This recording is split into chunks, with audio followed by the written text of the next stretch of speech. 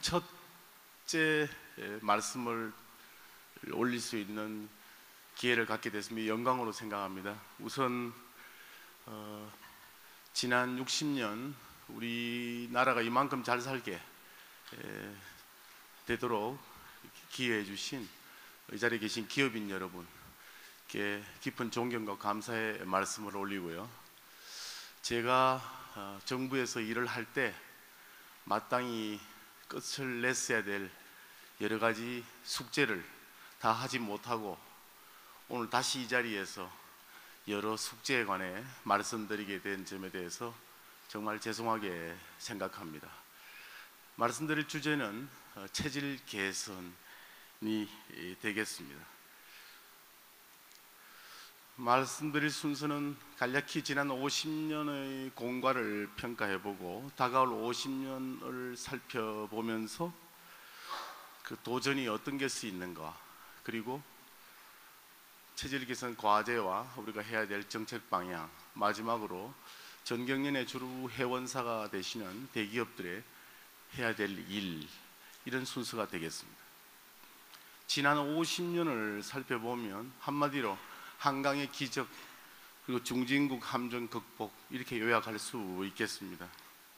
자료에 나오는 1인당 GNI 추이는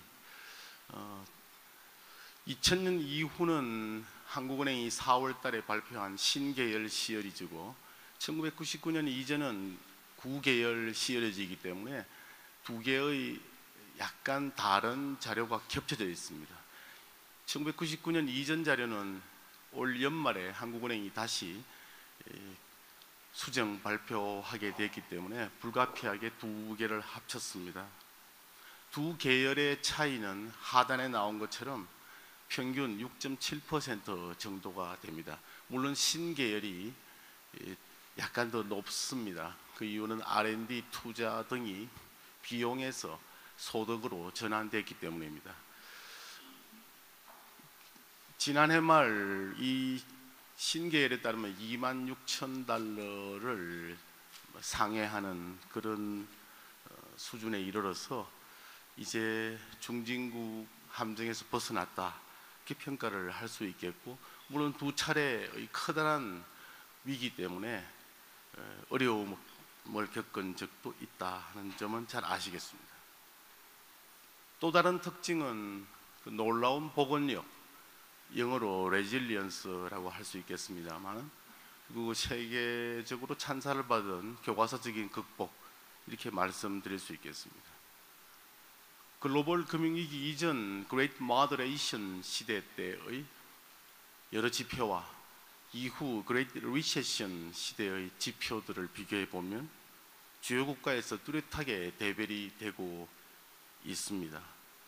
상당한 그 역풍이 지금 불고 있는 그런 시기라고 할 수 있겠는데, 하단에서 보시듯이 우리는 상대적으로 선전을 했다고 말할 수 있겠습니다. 셋째는 분배 상태가 되겠습니다. 외환위기 이후 대체로 악화되어 왔습니다만 2010년부터 4년 연속 지표상으로는 개선이 되고 있습니다. 그런데도 일반인들께서는 양극화가 심화되고 있다, 이렇게 느끼십니다. 그 원인이 무엇일까? 아직 단정할 수는 없지만 우리가 눈높이가 실물 경제 성장보다 훨씬 빠르게 올라간 것이 아닌가 하는 것이 저의 추정입니다. 대학 진학률이 1990년대 초반 33%에서 작년에 70%까지 2배 이상 가파르게 올라갔고, 이것이 당사자는 물론이고 부모들의 자녀에 대한 눈높이까지 빠르게 끌어올려서 좋은 일자리를 갖지 못한 데 대한 실망감과 함께 이른바 터널 효과가 심화되었기 때문이다. 다시 말하면 모르는 사람이 논을 사면 배가 아픈데 아는 사람이 논을 사면 더 배가 아팠기 때문이 아닐까, 저는 그렇게 해석합니다. 여기서 아는 사람이라 하면 우리가 다른 선진국에 비해서 훨씬 동질적이고 인간관계가 중첩되어 있기 때문에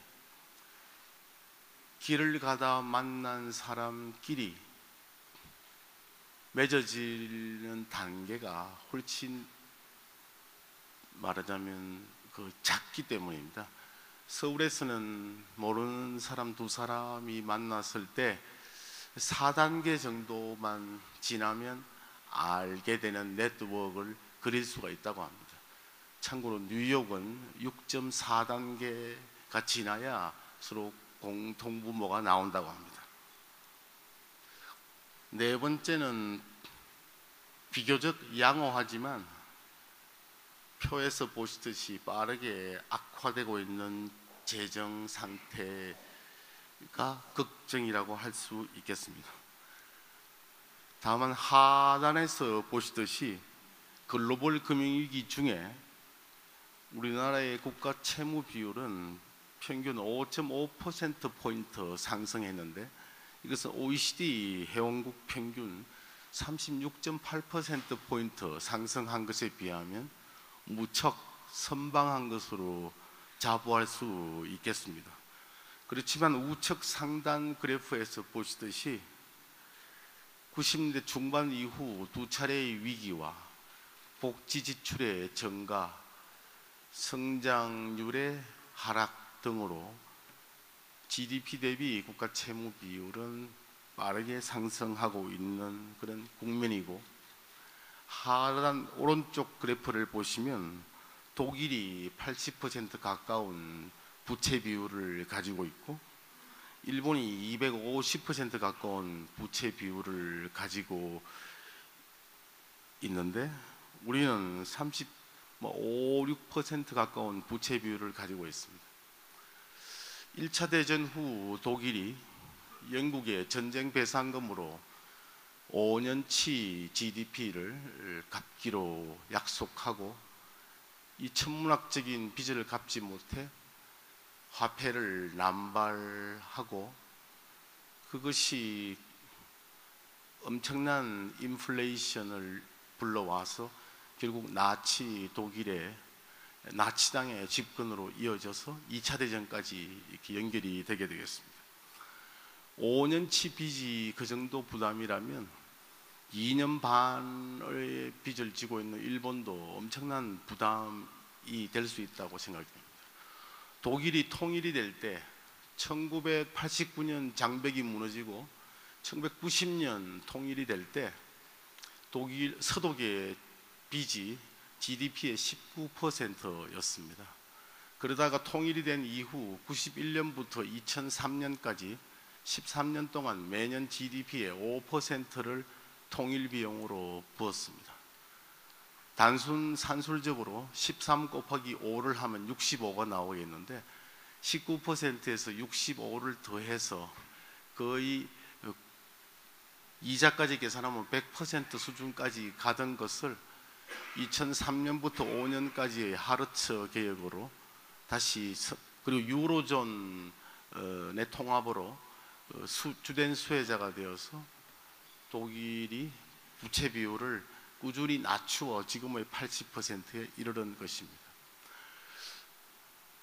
우리는 어떻게 해야 될까요? 지금 35, 6%인데 동독보다 훨씬 못 사는 북한을 위에 두고 재정 건전성을 진중하게 생각하지 않을 수 없겠습니다.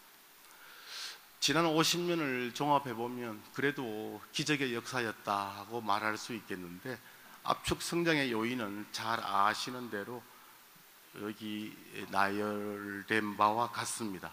한 가지 강조드릴 것은 이 기간 중에는 비교적 선진국에 비해 정치보다는 관료 우위 그리고 전문가를 존중하는 그런 국정 운영을 함으로써 경제에 있어서 정치의 오염을 최소화했다 하는 것이 상당히 중요한 요인으로 저는 생각합니다. 그러나도 안고 있는 여러 가지 구조적 문제점이 있습니다. 잠재 성장률이 꾸준히 하락하고 있고 1년 내부터 2016년부터는 생산 가능 인구가 줄어들게 되겠습니다. 그리고 내수가 부진한데 여러 가지 요인이 있겠습니다만 이건 구조적인 요인이 가장 크게 자리하고 있습니다. 고령화, 그 외 금융, 주거, 교육비 부담과 과계 부채가 과중해서 선진국은 대체로 소비 성향이 U자형을 보이는 데 비해서 우리는 W자형 소비 성향을 나타내고 있다고 KDI가 최근 분석한 바 있습니다. 그리고 우리는 큰 정부에 대한 국민들의 기대가 상당히 크고 그에 따라 기업 규제가 선진국보다 과도합니다. 자원 빈국이면서 화석연료 의존도가 높은 아이러니, 그 밖에 열악한 사회자본, 오늘 송복 선생님께서 이어서 말씀해 주시겠습니다만 또 북한의 비정상 상태, 이런 것들이 구조적인 문제점이라고 할 수 있겠습니다. 다가올 50년은 잘 아시는 바와 같이 인구 배당 효과가 곧 소멸되게 되겠습니다. 생산 가능 인구가 급감해서 약 1,000만 명 이상까지 줄어들게 되겠고, 엊그제 나온 보스턴 컨설팅 그룹 보고서에 따르면 한국은 2020년부터 심각한 노동력 부족에 직면할 것이다, 이렇게 예측하고 있습니다. G20을 비롯해서 25개 주요 나라에 대해서 분석한 결과 독일이 2015년부터 노동 공급 부족에 시달리게 되고 우리가 두 번째로 노동 공급이 부족한 나라로 분석이 되었습니다. 물론 전제는 지난 20년 평균 3.9%의 성장률을 유지하려면이라고 되어 있습니다만 평균 3%만 유지한다고 하려고 해도 심각한 노동력 부족에 직면하게 되겠고 이것은 잠재 성장률 하락을 동반하게 되겠습니다. 물론 세계 경제도 OECD가 이번 달에 예측한 걸 보면 향후 50년간은 지난 15년간에 비해 0.7%포인트 더 낮을 것이라고 예상하고 있습니다. 노인 비율이 급증하게 되어서 빠르게 그 노인 부양비가 줄어들게 되겠습니다. 그래서 2060년에는 1대1 시대가 되겠습니다. 참고로 2007년에 7대1, 2020년에 4대1, 지금 5대1, 5점 몇 대 1 정도 되는 이런 상황이고 그에 따라 복지 지출도 급등하게 되겠습니다. 고령화는 여러 가지 경로, 여기 제시한 경로로 내수 부진의 주된 원인이 됩니다. 이사를 가지 않는다든지 패션에 둔감해서 옷이라든지 내구성 소비재를 덜 자주 교체한다든지 사회보험을 위해 별도 비축을 해둬야 된다든지 한계 자영업이 늘어서 가계소득 배당 비중이 낮아진다든지 등등의 여러 가지 내수 부진의 원인이 되겠습니다. 두 번째는 통일 가능성이 고조될 것이다 하는 점이죠. 저도 정확하게 알 수는 없지만 향후 50년 언젠가는 통일이 될 것으로, 그리고 시간이 흐를수록 마치 포화송의 법칙처럼 점점 더 통일이 될 확률은 높아진다, 이렇게 봐야 되겠습니다. 통일이 되면 가장 낙관적으로 전망한 골드만삭스의 경우 독일, 프랑스, 일본을 추월할 수 있다. 정말 기분 좋은 얘기인데 그 근저에는 노동력, 자원, 투자, 산업보완 효과가 상당할 것이다. 독일이 GDP의 매년 5%를 통일 이후 쏟았지만 독일 경제는 통일 이후 동독 인구의 편입으로 단위 노동 비용이 정체되어서 경쟁력 상승에 결정적으로 기여했다, 그렇게 평가받고 있습니다. 다만 인구가 커지고 노동력이 늘어나겠지만 90년대 후반 이른바 고난의 행군 시대 쇠퇴했던 노동력의 질을 어떻게 복원하느냐, 그런 것이 관건이 되겠고, 그런 점에서 지금도 북한에 대해 노동력의 질을 결정적으로 좌우하는 영유아 시기에 역량 공급 등을 위한 인도적 지원은 게을리해서는 안 되겠다는 그 논거가 되겠습니다. 독일에 대해서는 일단 말씀드린 바가 있습니다만은 통일이 될 때 동서독의 경제력 격차는 8배였습니다. 근데 지금 남북한의 경제력 격차는 최소 38배에서 최대 56배까지 이르는 것으로 되어 있기 때문에 독일의 사례를 따른다면 우리는 통일이 된 이후에 GDP에 5%씩 가정했을 때 도대체 몇 년을 투입을 해야 될 것인가 하는 그런 의문을 갖게 되겠습니다. 세 번째는 글로벌 대차 대조표가 계속 악화되고 있어서 위기의 반복 가능성이 있다는 것이죠. 그림은 OECD 회원국의 총부채, 다시 말씀드려 정부, 기업, 가계의 빚을 합친 것이 어떻게 되고 있는가 하는 것을 보여준 것입니다. 절대 규모가 아니고 상대 비율이 되겠는데 꾸준히 늘어나고 있어서 도대체 이것이 지속 가능한가 하는 의문을 가지지 않을 수 없습니다.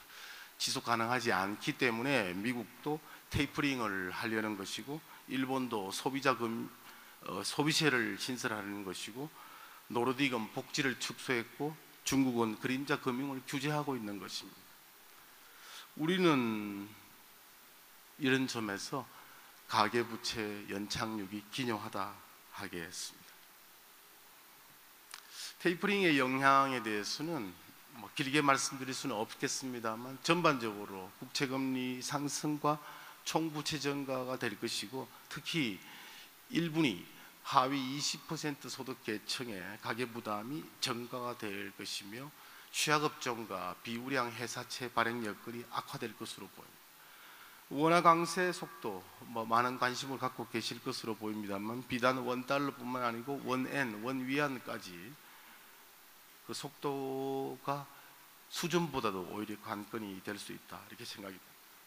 그리고 유가와 곡물가가 지금은 안정돼 있지만 앞으로 어떻게 될 것인지 이것도 주목해야 되겠고, 우리와 밀접한 관계를 지닌 중국은 경착륙하지 않을 것으로, 경착륙할 조짐이 있으면 정부가 파인 튜닝을 해서 미니 경기 부양 조치를 계속 내놓을 것으로 이렇게 보입니다. 그보다는 오히려 그런 위기의 트리거는 없지만 부패와 렌트, 커지는 빈부격차, 앞으로 금리 자유화 등의 충격 완화가 과제라고 생각이 됩니다. 기후변화입니다. 지금 이미 1개 반 정도의 지구 수준에 도달했다. 우리가 과밀하다, 너무 자원을 많이 쓴다고들 얘기를 하는데, 특히 최근 나온 보고서를 보면 물이 상당히 부족해질 것으로 이렇게 보이고, 특히 동아시아 쪽에서 우리는 지구가 자전하는 방향이 불행하게도 바람을 서쪽에서 동쪽으로 불어오게 하기 때문에 거꾸로 돌았으면 태평양의 신선한 공기를 만끽할 수 있을 텐데 그러지 못해서 아시아의 끝자락에서 중국의 영향을 크게 받지 않을 수 없습니다. 비구름이 줄어들게 되고 더러운 공기가 계속 늘어날 가능성이 있기 때문에 이것이 기업하는 환경뿐만 아니라 국민 전체의 삶의 질에 큰 영향을 미치게 되겠습니다. 이런 점에 신경을 써야 되겠고, 또 최근 나온 여러 가지 OECD나 IMF 보고서 등을 보면 향후 50년간 격차가 확대되어서 사회 통합 동력과 이대로 두었을 경우입니다. 세계화, 자유무역의 제동이 걸릴 우려가 있다, 이렇게 보는 것이죠. 2060년까지 선진국, OECD 회원국은 30% 이상 분배가 악화될 것이다. 그래서 지금 미국 수준이 될 것이다 하고 OECD가 이번 달에 예측을 했습니다. IMF는 이번 달에 따라서 온건한 재분배 정책을 통해 지속 성장과 조화를 이루는 것이 불가피하다고 얘기를 했는데요. 재분배 정책을 하려면 정부의 돈이 필요하게 되는데 불행하게도 생산 요소의 국제 이동성이 늘어나고 있어서 이런 세입 기반은 앞으로 크게 약화될 것이다. 뒤집어 얘기하면 정부의 재정 여력이 어느 나라를 막론하고 없을 것이다. 그렇게 전망하고 있습니다. 자연스럽게 각국이 재정정책, 조세정책을 할 게 아니라 국제기구가 조세, 재정을 좀 통일하는 그런 움직임으로 가지 않으면 50년간 앞으로 어렵겠다 하는 결론을 제시하고 있습니다. 또 점점 정보화라 할까요? 또는 지식의 중요성이 강조되면서 전 세계 젊은이들 또는 은퇴 연령까지 지식 축적 노력을 가속화할 것이다. 그에 따라서 고등교육 부담이 급증할 것이다. 그런 전망도 나오고 있습니다. 지금 벌어지고 있는 전 세계의 상황을 보면 국수주의 반동과 통합보다는 원심력이 부상하고 있다. 루비니는 그렇게 최근에 전망을 했습니다. 상세한 내용은 자료를 참고해 주시기 바랍니다. 그리고 정부가 약화되고 표심 경쟁이 가속화될 것이다. 우리나라의 경우만 보더라도 이익이 집중되고 비용이 분산되는 경우에는 특정 이익에 영합하고 하는 대정요법이 난무했습니다. 세종시 반값 등록금, 전개청 무상보육, 마트 영업시간 규제, 선행학습 금지, 대중교통법, 정년연장, 임금체계 개편 없는 전년연장 등이 그 예가 되겠고, 반면에 이익이 분산되고 비용이 집중되는 개혁과제는 표류하고 있습니다. 이익이 이연되거나 비용이 현재화되는 허리띠 졸라매기는 주저하고 있고, 여러 가지 오락가락 정책도 비용을 늘리고 있습니다. 정치 우위 국정의 실패 사례를 보시면 미국은 이른바 1994년 깅그리치 혁명 이후 제로섬 적대 정치로 인해서 이른바 투 아메리카즈라는 비아냥을 들을 정도로 국정이 교착 상태에 있고, 그리스, 아르헨티나, 일본의 경우 정치권이 관료로부터 국정 주도권을 가져오면서 재정 팽창과 감세의 반복으로 부채 비율이 20년 만에 거의 3배 이상 늘었습니다.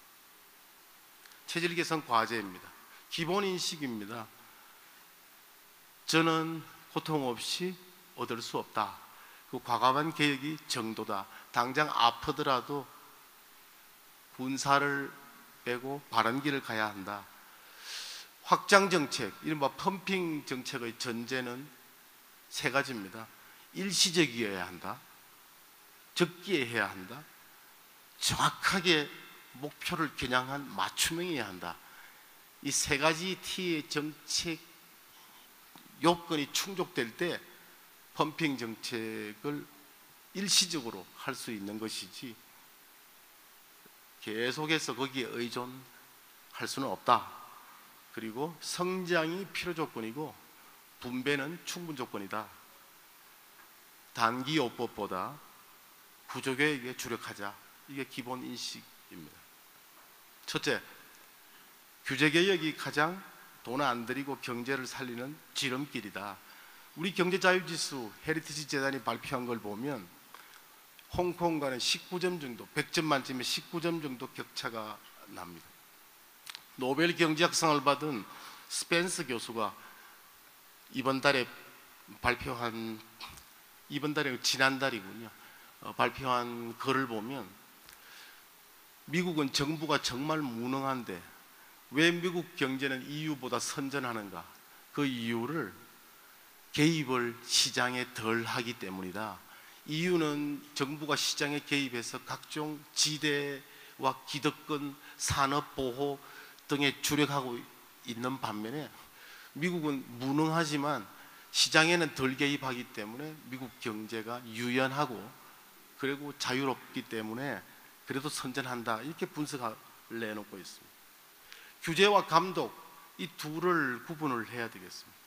규제 수준은 세계 표준에 맞춰서 낮추되 지켜지는지는 철저히 감독하는 것이 중요하다. 이렇게 보고요. 세월호 이후 여러 가지 안전 규제에 대해서는 강화하자 그런 움직임이 있습니다만, 안전, 환경, 일종의 규제의 성역이라 할 수 있겠는데, 이쪽도 세계 표준에 따라 현실화해야 되겠습니다. 핵심 분야는 서비스업 진입, 수도권 규제, 출자 지배구조 규제, 고용노동 규제 등이 되겠습니다. 1791년 정조가 유기전과 시전이 독점하던 특정 물품의 사대문과 그 주변에서의 판매권을 없앴습니다. 그걸 신해 통공이라 그러고, 그 신해 통공 이후 물가는 낮아지고 교역량은 늘어나고 GDP는 크게 늘었습니다. 핵심은 규제개혁이었습니다. 근데 지금 220년이 지난 지금 우리는 시내 통공과 거꾸로 가는 대형마트 영업시간 규제를 하고 있는 것이죠. 서비스업은 일자리의 원천인데 최근 총요소 생산성 기여도가 마이너스로 돌았습니다. 진입 규제도 제조업의 2배 이상입니다. 이 문턱과 울타리를 낮추어서 지대를 줄여야 되겠습니다. 에너지, 철도, 항공, 금융, 공기업은 민간이 참여하고 또는 경쟁체제로 전환하도록 해야 되겠습니다. 특히 금융산업은 뒤에 우리 미래세세 최연만 부회장님께서 말씀해 주시겠습니다만, 주인 찾기와 인력 점포 구조조정이 필요하다고 봅니다. 인적 자원, 전 세계 거의 모든 그 연구 보고서 분석 결과를 보면 인적 자원에 투자하고 질을 높여라, 그것이 경쟁력의 핵심이다, 그렇게 제시하고 있습니다. 가용 인력 활용을 극대화해야 되고, 노인 기준 그리고 직업연금의 수급 연령을 선진국처럼 단계적으로 높여야 되겠습니다. 외국인 근로자를 늘리고 이민을 장려해야 되겠습니다. 세계에 지금 초고령 사회가 3나라가 있습니다. 2차 대전 추축국인 독일, 이탈리아, 일본인데 3나라의 경쟁력을 보시면 이민 비율이 가장 높은 독일은 지금도 이민을 적극 장려하고 있습니다. 독일이 가장 앞섭니다. 고등교육 이제 4년제의 틀을 벗을 때가 되었다고 생각이 됩니다. 그리고 평생교육 우리가 너무 취약한데 이걸 강화를 해야 되겠고요. 일하는 복지로 최소보장 자기책임 규율을 확립을 해야 되겠다.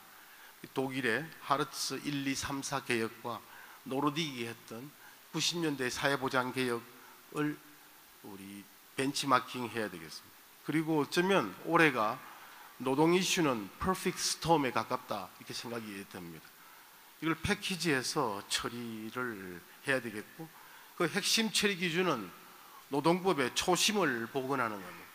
노동법의 초심은 취약 영세 근로자 보호인데, 지금 돌아가는 형국은 대기업 정규직에 상당한 대우를 받는 근로자가 노동법을 활용하고 있는 이런 상황이기 때문에 초심으로 돌아가야 되겠습니다.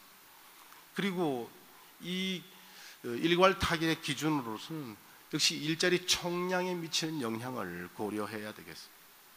재정 건전성 악화를 예방하기 위해서 이제는 보편적 중부담 세입 체계, 다시 말해 대다수의 국민이 최소한의 기여를 하는 체계로 바꿔야 되겠고, 새로운 의무 지출의 경우에는 재원을 어떻게 마련할 것인지 함께 확정하는 페이고 준칙을 설정해야 되겠습니다.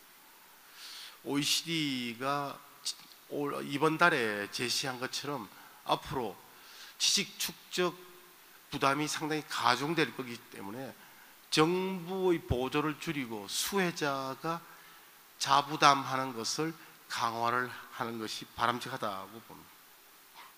연금제도 지속 가능하도록 자동 안정장치를 스웨덴처럼 도입해야 되겠습니다.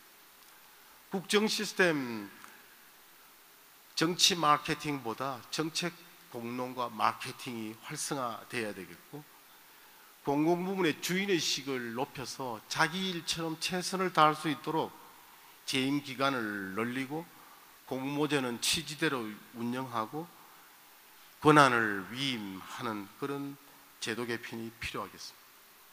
대기업 과제 마지막 한쪽 말씀드리겠는데, 큰 제목을 놓고 고심하다가 높은 길로 제가 결정했습니다. 하이로드와 로우로드, 이건 전형적으로 사회학, 정치학 등에서 쓰는 용어이기는 합니다만, 남이 뭐라고 하기 전에 자발적으로 좀 더 책임감을 가지고 선도하자, 그런 뜻이 되겠습니다. 여전히 들어보면 협력사라든지 등에서 불만이 꽤 있고, 그 때문에 반대기업 정서를 자극해서 세계 표준에 없는 과잉 규제, 엉뚱한 규제를 불러들여 오히려 더 큰 피해를 입을 수 있기 때문에 미리 자제하고 협력하고 동반성장에 신경을 쓰는 것이 좋겠다. OECD 리포트를 보면 아시아는 기후변화 대응 지원으로 나중에 상당한 손해를 볼 것이라고 예상하고 있는데, 이 역시 미리 예방주사를 맞고 어쩌면 우리가 좀 선점할 분야도 있겠다, 이렇게 봅니다. 그리고 특히 빈곤층의 교육 기회를 확대하고 평생교육과 직업훈련에 대한 대기업의 기여도를 좀 높이시는 것이 향후 50년의 흐름에 비춰보면 필요하다고 보입니다. 선진국보다 아직 훨씬 많은 산업 재해를 축소하고, 마지막으로 역시 인노베이션은 최근 미국 NBER, 미국 국가경제연구소에서 나온 보고서를 보면 미국 제조업체 발명의 절반 가까이를 외부가 주도했다고 합니다. 뭐 고객이라든지 그런 분들이 주도했다고 하는데, 더 중요한 것은 외부 발명가들과의 네트워크, 외부 발명가들의 아이디어를 적극적으로 수용하는 것이라고 합니다. 그와 관련해 일주일 전 제헌절에 있었던 혁신을 찾아봤습니다. 에어컨, 중동과 싱가포르가 지금처럼 살 수 있게 만든 원동력이 되었고, 디즈니랜드 서비스 산업 폭발의 그 기폭제가 됐었습니다. 짧은 시간으로 제가 너무 주마간상격으로 말씀을 드렸습니다만은, 나중에 또 토의 시간에 또 상세한 말씀 올릴 수 있게 되기를 기대하면서, 전반적인 팀은 공짜가 없다, 체질 개선, 우리가 살을 뺄 때도 엄청난 고통이 따른다, 그 점이 제 핵심 주제어가 되겠습니다. 감사합니다.